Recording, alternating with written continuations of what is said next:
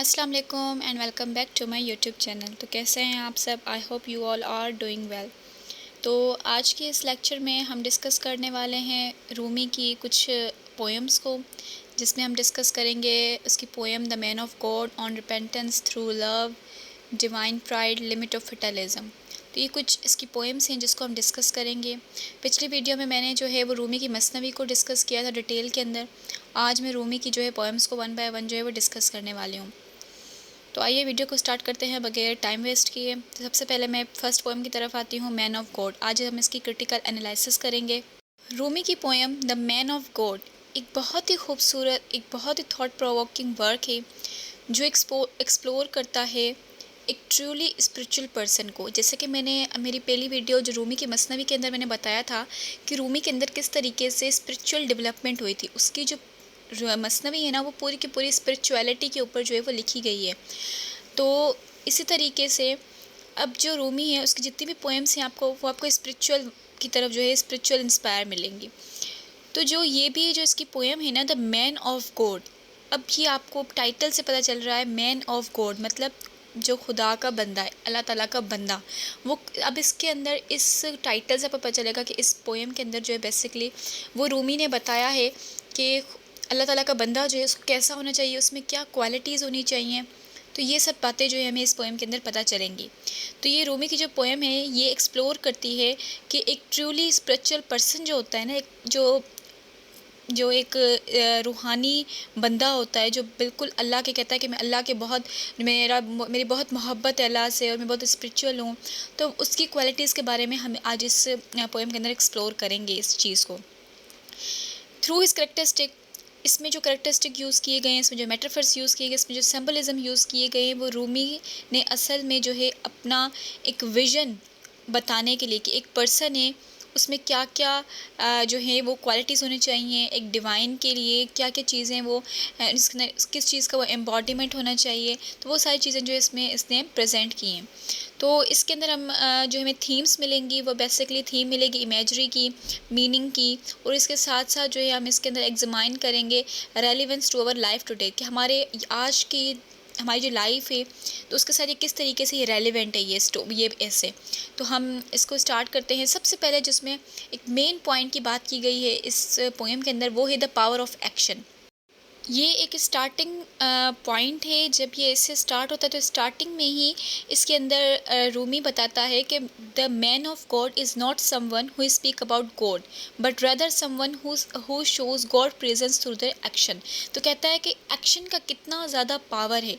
कहते हैं कि जब आप कहते हैं ना कि मैं अल्लाह का बंदा हूँ, तो आप जो है ना, जब आप कहते हैं ना ये चीज़, तो ये काफ़ी नहीं होती कि अगर कोई बंदा कहता है कि मैं जो हूँ मैं अल्लाह का बंदा हूँ, मुझे अल्लाह ताला से बहुत मोहब्बत है, तो ये जब वो कहता है ना तो उसके वर्ड से, उसके बोलने से ये चीज़ शो नहीं होती है, बल्कि आपको अपने एक्शंस के थ्रू जो है वो दिखाना पड़ता है लोगों को। आपके एक्शंस जो हैं वो इस चीज़ का सबूत होते हैं कि हाँ आप अल्लाह के बंदे हैं। तो वो कहता है कि the man of God is not someone who speak about God, वो बंदा नहीं होता जो अल्लाह ताला के बारे में बात करे, लेकिन वो होता है who show God's presence through their action. अपने एक्शन से, अपने जो है एक्शन के थ्रू जो है वो बताया कि अल्लाह ताला की प्रेजेंस क्या है, उसको शो करके दिखाए। तो इस पॉइंट के थ्रू जो है वो रूमी ने एक पावरफुल मैसेज देने की कोशिश की है जो है ट्रू स्पिरिचुअलिटी। कहते हैं कि जो ट्रू स्पिरिचुअलिटी है ना, रूहानियत है, वो सिर्फ हमारे वर्ड्स या हमारे बिलीफ से शो नहीं होती कि भाई मैंने कह दिया कि मैं जो हूँ बहुत मोहब्बत करता हूँ अल्लाह ताला से, मैं बहुत ज़्यादा जो है अकीदत करता हूँ उसकी, मेरा बहुत ज़्यादा बिलीफ है उसके ऊपर। तो सिर्फ जो वर्ड्स हमारे मुंह से निकलते हैं ना, वो सिर्फ काफ़ी नहीं होते हैं एक ट्रूली स्पिरिचुअलिटी होने के लिए। लेकिन हमारी लाइफ के अंदर जो हम लाइफ जी रहे हैं वो हमें कंपैशन के साथ गुजारनी चाहिए, हमें काइंडनेस के साथ गुजारनी चाहिए, लव के साथ। हमारे अंदर जो है एक जो वली बंदा होता है जो अल्लाह ताला का बहुत करीब होता है, जिससे मोहब्बत होती है अल्लाह ताला से, उसके अंदर वो रहम दिल होता है, उसके अंदर लव भरा हुआ होता है, उसके अंदर कंपैशन होता है लोगों के लिए और अपने लिए भी। तो रूमी इससे हाईलाइट करता है कि क्या इम्पोर्टेंस है कि हम अपने आप की जो वैल्यूज़ हैं उनको अपनी प्रैक्टिस में डालें। सिर्फ कहने से कुछ नहीं होता, हम चीज़ों को उनकी प्रैक्टिस करें, उनको बल्कि एक्शन में जो है वो लेकर आएँ, ना कि सिर्फ हम उसके बारे में बात करें। तो कहता है कि ये पावर है एक्शन का, कि आपको जो है एक्शन के थ्रू जो है वो चीज़ें दिखानी है, आपको सिर्फ उसके बारे में बोलना नहीं है। तो ये इसकी फर्स्ट पॉइंट थी। सेकंड पॉइंट इसकी है द इम्पोर्टेंस ऑफ ह्यूमैनिटी। जो ये सेकंड क्वालिटी है, बेसिकली क्वालिटीज़ बताई गई हैं कि एक स्पिरिचुअल पर्सन में, एक मैन ऑफ गॉड में क्या क्या क्वालिटीज़ होनी चाहिए। तो सेकंड है इसका इंपॉर्टेंस ऑफ ह्यूमिलिटी। ह्यूमिलिटी का मतलब है कि जो अल्लाह का बंदा होता है ना, वो सिर्फ स्कॉलर नहीं होता। He is not a scholar और नॉट अ प्रीचर। हम जब कहते हैं ना कि एक अल्लाह का बंदा है, उसका वली ऐसे बहुत ज़्यादा मोहब्बत करता है, तो उसके बारे में हम ये नहीं कह सकते कि वो एक स्कॉलर है या फिर वो एक प्रीचर है। प्रीचर जो तबलीग करता है, सिर्फ़ कहने से, लोगों को बातें सुनाने से, उनको बातें बोलने से, सिर्फ़ वर्डिंग से, कम्युनिकेशन से जो है वो एक अल्लाह का बंदा नहीं बन जाता, बल्कि उस बंदे के अंदर एक हम्बल सोल होनी चाहिए। वो हम्बल होना चाहिए, बहुत ज़्यादा काइंड होना चाहिए। उसका जो दिल है वो मोहब्बत से, लव से भरा हुआ होना चाहिए। तो ये उसने क्वालिटी बताई है इसकी, एक मैन ऑफ गॉड की। बेसिकली इस क्वालिटी से रूमी हमें ये रिमाइंड करवाना चाहता है कि जो ट्रू स्पिरिचुअलिटी होती है ना, is not about seeking knowledge और पावर। हमें सिर्फ नॉलेज मिल जाए, हम बहुत बड़े स्कॉलर बन जाएं, ये नहीं होता कि ये जो है ये खुदा का बंदा है, इससे ये ज़ाहिर नहीं होता। हमें पावर मिल जाए चीज़ों का, हमें इल्म हो, तो ये चीज़ें मैटर नहीं करती हैं। But about cultivating a sense of humility and openness. आपके अंदर एक सेंस ऑफ ह्यूमिलिटी होनी चाहिए, आपके अंदर एक, आप हम्बल होने चाहिए, आपका जो दिल है वो प्योर होना चाहिए, लव होना चाहिए, उसके अंदर प्योरिटी होनी चाहिए, दूसरों के लिए ओपन होना चाहिए। तो कहता है कि आपको जो एक बंदा होता है, जो मैन ऑफ गॉड होता है, उसको अपने अंदर ईगो या प्राइड नहीं लेके आनी चाहिए। वो उसके अंदर से ईगो और प्राइड हमेशा चली जाती है, और वो जो है कनेक्ट हो जाता है डिवाइन के साथ, और ये चीज़ जो है become a source of love and compassion. और ये चीज़ जो है फिर उसकी, जब उसके अंदर से ईगो और प्राइड निकल जाती है, तो उसके अंदर जो है ऑटोमेटिकली लव और कंपैशन जो है वो आ जाता है। फोर्थ क्वालिटी जिसकी इसमें बात की गई है वो है the bridge between earth and sky. ये एक सिंबलिज़म है, आप इसको सिंबल के तौर पर जो है समझने की कोशिश करें। एक ब्रिज, ब्रिज कहते हैं एक जो है जिस तरह से पुल नहीं होता, इस तरीके से ब्रिज कहते हैं। हमको पता है कि ब्रिज क्या होता है। तो कहता है कि ना bridge between earth and sky. Earth हमारी ज़मीन और हमारे स्काई मतलब जो डिवाइन है, उसके बीच में एक ब्रिज होती है। और वो ब्रिज कौन होता है? ये ब्रिज जो है वो बेसिकली जो है कंपेयर किया गया है मैन ऑफ गॉड को, कि जो अल्लाह का बंदा होता है, उसका वली होता है, वो असल में जो है एक ब्रिज प्रोवाइड करता है हमारे अर्थ, हमारी दुनिया और हमारे डिवाइन के बीच में, हमारे सोल के बीच में। तो पोएम जो है वो डिस्क्राइब करती है कि ब्रिज जो है वो बिटवीन अर्थ एंड स्पिरिचुअल रिलाम। तो ये एक ब्यूटीफुल मेटाफर, मैंने जिस तरह को बताया कि मेटाफर है या सिंबलिज्म है, जो सजेस्ट करता है ट्रूली स्पिरिचुअल पर्सन जो होता है वो लोगों को कनेक्ट करता है डिवाइन से। ठीक, जो अर्थली लोग होते हैं उनको कनेक्ट करता है, खुद को कनेक्ट करता है डिवाइन से। तो रूमी ने हाईलाइट किया है कि क्या इम्पोर्टेंस है living a life that is grounded in the present moment. क्या इम्पोर्टेंस है उस ज़िंदगी को जीने की जो आपके प्रेजेंट मोमेंट के ग्राउंड हो। उसने जो है while also being connected to something greater than our selves, और किस तरीके से क्या इम्पोर्टेंस है कि हम जो हैं कुछ ग्रेटर वन से जो हैं अपने आप को जो है उससे जो है मतलब डिवाइन से जो है अपने आप को कनेक्ट कर लें।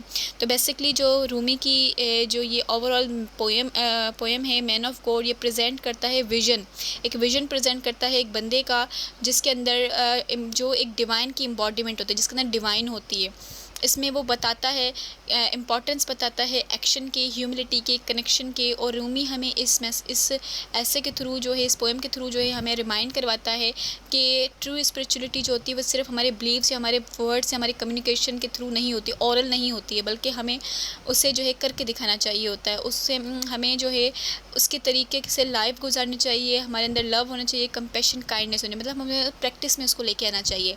तो ये पोएम जो है बेसिकली एक पावरफुल रिमाइंडर है हमारे लिए कि क्या इंपॉर्टेंस है हमारे अंदर, हमें इनर सेल्फ को कल्टीवेट करने की और एक ज़िंदगी जीने की जो कि कनेक्ट करें हमें ग्रेटर देन से। हम जो है ना ग्रेटर देन आवर सेल्फ, हम जो है ना हमसे जो ग्रेटर एक थिंग है ना, जो डिवाइन है, उनसे कनेक्ट करने में हमें जो है वो मदद करे। तो ये बेसिकली मैन ऑफ गॉड की जो है एक जो है क्रिटिकल एनालिसिस है जो मैंने आपको बताई है। सेकंड जिसकी मैं बात करने लगी हूँ वो है ऑन रिपेंटेंस। ऑन रिपेंटेंस जो ये ऐसे है रूमी का, ये बेसिकली जो है ये जो टाइटल है वो सजेस्ट करता है रिपेंटेंस, मतलब आपको पछतावा होना, आपके जो पास्ट के एक्शन हैं जो आपने किया है अपने पास्ट में, उसके ऊपर आपका क्या जो है आप पछता रहे हैं, आपको जो है रिग्रेट फील हो रहा है। तो बेसिकली ये रिग्रेट के ऊपर जो है ये लिखी गई है पोएम। ये जो पोएम है ऑन रिपेंटेंस, ये बहुत ही ज़्यादा खूबसूरत पोएम है जो एक्सप्लोर करती है थीम्स को, जो कि हैं forgiveness, seeking a forgiveness and starting a new. आप माफ़ी लें, माफ़ी तलब करें और उसके बाद अपनी नई से ज़िंदगी को, अपनी चीज़ों को स्टार्ट करें। ठीक है, तो थ्रू हिज करेक्टरिस्टिक, इसने अपनी करेक्टरिस्टिक, अपने मेटाफर्स, अपने सिंबलिज्म के थ्रू जो है रूमी ने एक विजन को प्रेजेंट किया, जिस तरह ऑन मैन ऑफ गॉड में विजन था पर्सन का जो कि हम्बल होना चाहिए, उसके अंदर एक्शन होने चाहिए। तो इस तरीके से इसमें जो विजन प्रेजेंट किया है वो विजन किया है ह्यूमन जर्नी का, इंसान की journey toward the spiritual growth and redemption. हमारी क्या जर्नी है, जब हमें अक्सर ऐसे हम इंसान हैं, हम मुस्लिम हैं, क्रिश्चियन हों या फिर जो है हिंदूज़ हों, हर किसी के जो है हर कोई जो है गॉड को मानता है। जब हम अपने कोई भी किया हुआ हमारा कोई काम है जिसके ऊपर हमें पछतावा होता है, हमें रिग्रेट होता है कि मैंने ये गलत किया है, हम क्या करते हैं, अल्लाह ताला से माफ़ी मांगते हैं। माफ़ी मांगते हैं ना कि हमें माफ़ कर दें, माफ़ी मांगते हैं, हमसे हो सकता है तो हम रोते हैं, अपने आंसू बहाते हैं उस चीज़ के ऊपर। तो ये सब चीज़ें क्या हैं, ये सब चीज़ों की बात इस बात में, इस ऐसे में, इस पोएम के अंदर की गई है कि आपकी क्या ह्यूमन जर्नी है कि जब हम स्पिरिचुअल ग्रोथ से रिडेम्पशन की तरफ जाते हैं। तो बेसिकली सबसे पहले हम स्टार्ट करते हैं, इसके अंदर इमेजरीज़ यूज़ की गई हैं, मीनिंग्स यूज़ की गई हैं कि और किस तरीके से ये हमारे लाइफ से जो है वो मैच करता है, रेलिवेंट है टुडेज़ लाइफ से। सबसे पहले हम इसके अंदर जो बात करते हैं वो है cycle of sin and repentance. ठीक, सिन एंड रिपेंटेंस, गुनाह करना, उसके बाद उसकी माफ़ी मांगना, उससे छुटकारा मांगना, ये एक साइकिल चल रही है। ये एक साइकिल के तौर पे हम रोज़ बरोज़, हम इंसान हैं, खतागार हैं, हमसे रोज़ बरोज़ गलतियाँ हो जाती हैं, गुनाह हो जाते हैं। ठीक, हमसे गुनाह होते हैं रोज़ बरोज़, हम पता नहीं कितने इंटेंशनली अनइंटेंशनली हम बहुत गुनाह करते हैं और फिर हम उसकी माफ़ी भी तलब करते हैं। तो ये क्या, ये हमारी एक साइकिल चल रही है, गुनाह करने की और उसके बाद माफ़ी तलब करने की। तो पोएम जब स्टार्ट होती है, स्टार्टिंग में ही ये बताया जाता है कि क्या जो है हमारे सिन और रिपेंटेंस के बीच में क्या एक साइकिल चल रही है, जहाँ पर हम जो है वो सिन करते हैं, गुनाह करते हैं, डार्कनेस के अंदर जो है, अंधेरे के अंदर हम गिर जाते हैं, फिर हम जो है माफ़ी मांगते हैं और फिर से हम एक लाइट की तरफ जो है वो इमर्ज होते हैं, क्योंकि अल्लाह ताला बहुत मेहरबान है। बेशक वो बहुत मेहरबान है, बहुत ज़्यादा रहीम है, रहमान है। उससे आप एक बार भी माफ़ी मांगते हैं, वो आपको माफ़ कर देता है। वो अब आपकी बड़ी से बड़ी गुनाहों को भी माफ़ कर देता है। तो ये बात है इसके अंदर कि आप जब माफ़ी मांगते हैं तो आपके जो है वो जो गुनाह हैं वो क्या हो जाते हैं, आपके गुनाह माफ़ कर दिए जाते हैं। तो रूमी ने बेसिकली इस पोएम के थ्रू हाईलाइट किया है कि क्या ह्यूमन की टेंडेंसी है कि और क्या इम्पोर्टेंस है कि वो माफ़ी तलब करे और अपनी ज़िंदगी या अपने काम नए से स्टार्ट करें। ये साइकिल हमें रिमाइंड करती है हमारी स्पिरिचुअल ग्रोथ को, हमारे स्पिरिचुअल ग्रोथ की जर्नी को। ठीक है, ये कहती है कि हमारी जो ग्रोथ है ना, स्पिरिचुअल ग्रोथ, और ये हमारी जस्ट डेस्टिनेशन नहीं है बल्कि ये जर्नी है हमारी, ये एक जर्नी है। हम जो है वो गुनाह करते हैं, फिर हम माफ़ी तलब करते हैं, ये हमारी स्पिरिचुअल ग्रोथ की एक जर्नी है, डेस्टिनेशन नहीं है।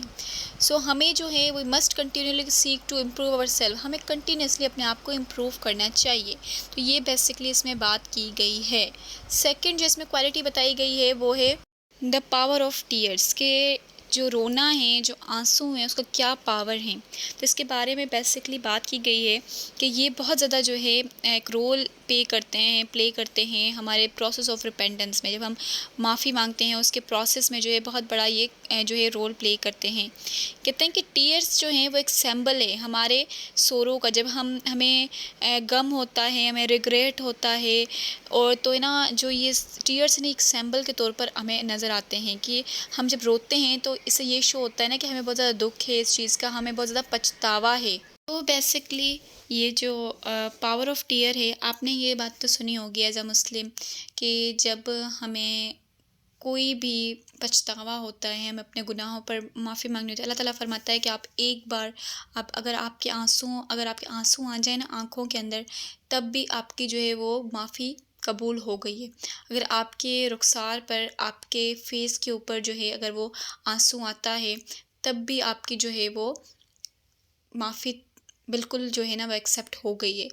अगर आप रोने वाला सिर्फ मुँह ही बना लें ना, तब भी आपकी माफ़ी कबूल हो गई। तो सोचें कि रोने का, जो आँसू बहाने का क्या प्रोसेस है हमारी प्रोसेस ऑफ रिपेंटेंस में, कि हम जब माफ़ी माँगते हैं तो उसका क्या प्रोसेस है। कहते हैं जब आप रोते हैं ना, तो उन आँसुओं से आपके जितने भी गुनाह हैं ना वो धुल जाते हैं। ये रूमी ने कहा है इस चीज़ के अंदर।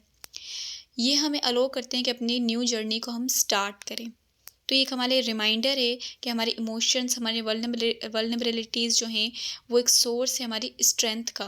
इससे हमें स्ट्रेंथ मिलती है, हमारे इमोशन से हमें स्ट्रेंथ मिलती है। हमें ये रोना, हम कहते हैं ना कि रोना तो एक कमज़ोर इंसान की निशानी है, तो ये ऐसा नहीं है।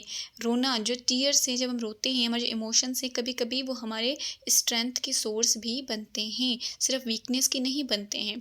और हमें जो है इस चीज़ को अपनी लाइफ के अंदर एम्ब्रेस करना चाहिए और अपने आप को ग्रो आउट करना चाहिए। उसके बाद जो इसकी बात की गई है वो है इम्पोर्टेंस ऑफ सेल्फ रिफ्लेक्शन। ये पोएम हाईलाइट करती है क्या इम्पोर्टेंस है आपकी सेल्फ रिफ्लेक्शन के। ठीक, आपकी सेल्फ रिफ्लेक्शन का आपके प्रोसेस ऑफ रिपेंटेंस में, जब आप माफ़ी मांगते हैं तो उसके अंदर आपके सेल्फ रिफ्लेक्शन का क्या किरदार है। रूमी इनकरेज करता है हमें कि हम अपने आप को देखें। ठीक, अपने आप को देखें, अपनी वीकनेस, अपने फ्लॉज़ को देखें और उनको इम्प्रूव करने की कोशिश करें। ठीक? हम अपने, कहते हैं ना कि दूसरों को दे बोलने से, दूसरों की वीकनेस, फ्लॉज़ को देखने से अच्छा है कि आप अपने गिरेबान में झाँक कर देखें। तो ये वही कहता है कि आप अपने अंदर झाँक कर देखें, अपने वीकनेस, अपनी फ्लॉज़ को देखें और जो है अपने आप को इम्प्रूव करने की कोशिश करें। ये हमें रिमाइंड करता है कि ट्रू ग्रोथ, जो असल में जो ग्रोथ होती है, हमारी ट्रांसफॉर्मेशन होती है ना, कैन ओनली अक्कर, वो सिर्फ तभी हो सकती है when we take our responsibility, जब हम अपने एक्शंस की खुद रिस्पॉन्सिबिलिटी लें। उसके बाद जो है हम अपने आप को जो है अपने वर्जन को बेटर करने की कोशिश करें, अपने आप को इम्प्रूव करने की कोशिश करें। तो ये सेल्फ रिफ्लेक्शन का भी बहुत बड़ा इंपॉर्टेंट रोल है। लास्ट में हम बात करते हैं द मर्सी ऑफ गॉड, कि अल्लाह ताला की क्या मर्सी, कितना मर्सी है, वो कितना मेहरबान है, कितना जो है रहमान है, कितना रहीम है, हम इसकी बात करते हैं।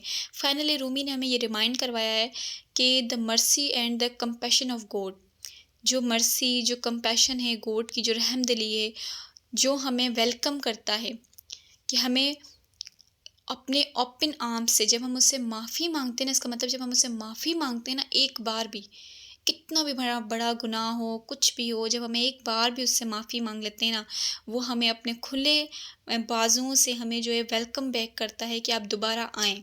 भले हमने कितने बार गुनाह किए हों, कितने बड़े से बड़े गुनाह किए हों, लेकिन अल्लाह ताला इतना रहमान रहीम है कि वो हमें माफ़ कर देता है। तो ये हमें रिमाइंड करवाता है कि हम अकेले नहीं हैं इस दुनिया में, हम अपनी जर्नी के अंदर अकेले नहीं हैं, हमें कोई गाइडर है, हमें कोई हायर पावर है जो हमें सपोर्ट करता है। तो बेसिकली ये इतना खूबसूरत ऐसे है जो कि मुझे बहुत पसंद आया है, ये ऑन रिपेंटेंस, जिसमें रूमी जो ने जो है वो ह्यूमन जर्नी को जो है हाईलाइट किया है, स्पिरिचुअल ग्रोथ और रिडेम्पशन के बीच की प्रोसेस को बताया है, फिर हमारे साइकिल ऑफ सिन और रिपेंटेंस को बताया है, पावर ऑफ टीयर क्या है, सेल्फ रिफ्लेक्शन की इंपॉर्टेंस क्या है, मर्सी ऑफ गॉड क्या है। बेसिकली इस ऐसे के थ्रू, इस पोएम के थ्रू रूमी जो है वो हमें रिमाइंड करवा रहा है कि हम जो हैं, हम हमेशा कैपेबल होते हैं कि हम दूसरी चीज़ों को न्यूली स्टार्ट कर सकें, फॉरगिवनेस लें। ये पोएम जो एक पावरफुल रिमाइंडर है कि कितनी इंपॉर्टेंस है हम अपनी रिस्पॉन्सिबिलिटीज़ लें, अपने एक्शंस की, अपने आप को इम्प्रूव करें, अपनी वल्नरेबिलिटीज़ को जो हैं एम्ब्रेस करें इन ऑर्डर टू ग्रो। तो ये एक खूबसूरत सी पोएम है रूमी की। तो इसके बाद ये एक, आई होप आपको समझ में आ गया होगी, ये सेकंड पोएम है। इसके बाद जिस थर्ड पोएम की मैं बात करने वाली हूँ वो है, थर्ड पोएम जिसकी मैं बात करने लगी हूँ वो है थ्रू लव। अब मैंने आपको बताया कि इसके थ्रू, जो रूमी की मसनवी जब मैंने आपको बताई थी लास्ट वाली वीडियो के अंदर, तो मैंने आपको बताया था कि इसकी मसनवी के अंदर जो है वो लव के बारे में भी कितनी बात की गई है कि लव के अंदर क्या ट्रांसफॉर्मेटिव पावर है लव का। तो ये उसके पोएम्स हैं उसकी, मसनवी की। तो ये पोएम के अंदर थ्रू लव जो पोएम है ये भी बहुत ही ब्यूटीफुल पोएम है, जिसमें रूमी ने एक्सप्लोर किया है the transformative power of love, love का क्या ट्रांसफॉर्मेटिव पावर है। और ये पोएम जो है इसके अंदर जो हमें थीम्स देखने को मिलेंगी वो मिलेंगी लव की, स्पिरिचुअलिटी की, पर्सनल ग्रोथ की, और ये हमें एक मैसेज देती हैं about the nature of true love, कि ट्रू लव का क्या नेचर है। तो स्टार्ट करते हैं ये poem the power of love. Rumi ने बिगिन की है ये पोएम, जब स्टार्टिंग होती है तो रूमी हमें ये स्टेट करता है कि थ्रू लव, लव के through the earthly body is made divine, love के थ्रू जो है वो अर्थली बॉडीज़ जो होती है ना मेड डिवाइन, वो डिवाइन बनाती हैं। दिस लाइन, ये जो लाइन है ना, ये पूरी की पूरी पोएम की जो है ना टोन को जितनी भी पोएम जो बचती है ना आगे, उस पूरी पोएम को जो है ये एक टोन देता है। ये एम्फोसाइज करता है ट्रांसफॉर्मेटिव पावर ऑफ लव, कि लव के अंदर कितनी ट्रांसफॉर्मेटिव पावर है। रूमी सजेस्ट करता है कि लव के अंदर इतनी एबिलिटी होती है to elevate us beyond our earthly concern and connect us with something greater than our selves. इतनी पावर होती है कि हमें अर्थली जो चीज़ें हैं उनसे जो है उन्हें छोड़कर जो है हमें हमें उनसे ग्रेटर, उनके बियॉन्ड जो चीज़ें हैं उनसे कनेक्ट होने में हमें किस तरीके से मदद देती है। फिर रूमी ने बात की है द यूनिटी ऑफ लव की, कि लव की जो यूनिटी है, जिस तरह हमने जब भी पढ़ा है हमने यही पढ़ा है कि लव जो है ना वो एक बाइंडिंग फोर्स है, एक यूनिवर्सल फोर्स है जो लोगों को बाइंड करके रखता है, तो ये यूनाइट करके रखता है। तो ये पोएम भी जो है डिस्क्राइब करती है कि लव जो है वो एक यूनिफाइंग फोर्स है। लव के अंदर इतना फोर्स होता है, इतना पावर होता है कि वो सब चीज़ों को, इंसानों को, हर चीज़ को बाइंड करके एक जगह पर जो है टुगेदर करती है, मतलब इकट्ठी करती है। रूमी लिखता है कि through love the fragments are made whole. ये जो लाइन है ये हाईलाइट करती है कि लव जो है ना is just not a feeling, love सिर्फ फीलिंग का नाम नहीं होता है, बट अ फोर्स, ये एक फोर्स है दैट कैन ब्रिंग टुगेदर, जो जो इस पूरी दुनिया पे जो भी बिखरे हुए हिस्से होते हैं ना, पार्ट्स होते हैं, उनको सबको मिलाकर एक यूनाइट करती है, यूनिटी करती है। तो ये एक पावरफुल मैसेज तो इसके थ्रू देता है about the ability of love, कि लव की क्या एबिलिटी है टू हील एंड यूनाइट अस, वो हमें हील भी करता है और हमें यूनाइट भी करता है।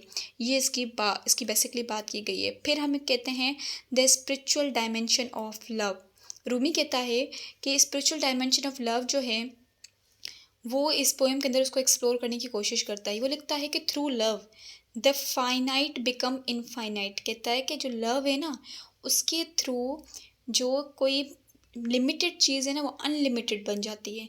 ये लाइन सजेस्ट करती है कि लव जो होता है ना वो लिमिटेड नहीं होता है इस अर्थली बाउंड तक।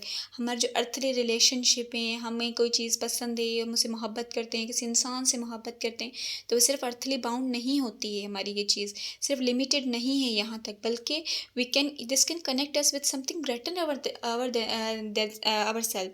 ये कुछ ऐसी चीज़ है जो हमें इससे भी ज़्यादा ग्रेटर डिवाइन से जो है वो कनेक्ट करती है। तो ये अनलिमिटेड है, लव जो है वो लिमिटेड नहीं होता, लव अनलिमिटेड होता है। तो इसके थ्रू जो है एक मैसेज देने की कोशिश करता है नेचर ऑफ ट्रू लव, कि नेचर ऑफ ट्रू लव क्या होती है, एंड द वेज़, वो तरीके जिसके थ्रू हम जो है अपनी अर्थली कंसर्न से जो है हम ट्रांससेंड कर सकते हैं। तो बेसिकली थ्रू लव के थ्रू जो है हमें रूमी जो एक ब्यूटीफुल और मैसेज देना चाहता है कि क्या ट्रांसफॉर्मेटिव लव पावर है लव का। इसके अलावा वो लव की एबिलिटीज़ को जो है बताना चाहता है, और इसके अलावा जो है हमें बताता है कि किस तरीके से लव हमें कनेक्ट करता है। और लव जो है वो इनफाइनाइट नहीं होता, बल्कि लव जो है वो फाइनाइट नहीं होता बल्कि इनफाइनाइट होता है, अनलिमिटेड होता है। तो ये पावरफुल मैसेज देने की कोशिश करता है नेचर ऑफ ट्रू लव की, और in ways which can be transform, और क्या तरीके हैं जिनसे हमारी लाइफ जो है वो ट्रांसफॉर्म हो सकती है। तो बेसिकली ये बात की गई है थ्रू लव के थ्रू हमें लव की नेचर के बारे में बताया गया है। रूमी ने इसमें स्पिरिचुअल, आपको आप देखेंगे कि इन तीनों पोएम्स के अंदर आपको स्पिरिचुअलिटी मिलेगी। ये तीनों पोएम जो है स्पिरिचुअलिटी के ऊपर लिखी गई हैं, एक रूहानियत के ऊपर लिखी गई है। लव को भी इन्होंने एक रूहानियत के तौर पर जो है वो बताया है। तो ये 3 पोएम्स जो हैं मैंने आज की इस वीडियो के अंदर डिस्कस की हैं। आई होप आपको समझ में आ गई होगी। इसकी 2 और पोएम्स रहती हैं जिसकी मैं अलग से वीडियो बनाऊंगी, क्योंकि बहुत ज़्यादा वीडियो लंबी हो जाएगी, तो इस वजह से मैं इसकी एक और वीडियो बनाऊंगी जिसके अंदर मैं बाकी की जो 2 पोएम्स है उसको मैं डिस्कस करूँगी। आपको वो सेकंड पार्ट भी मेरे यूट्यूब चैनल पर मिल जाएगा। तो आज के लिए इतना ही। Thank you so much. अल्लाह हाफिज़।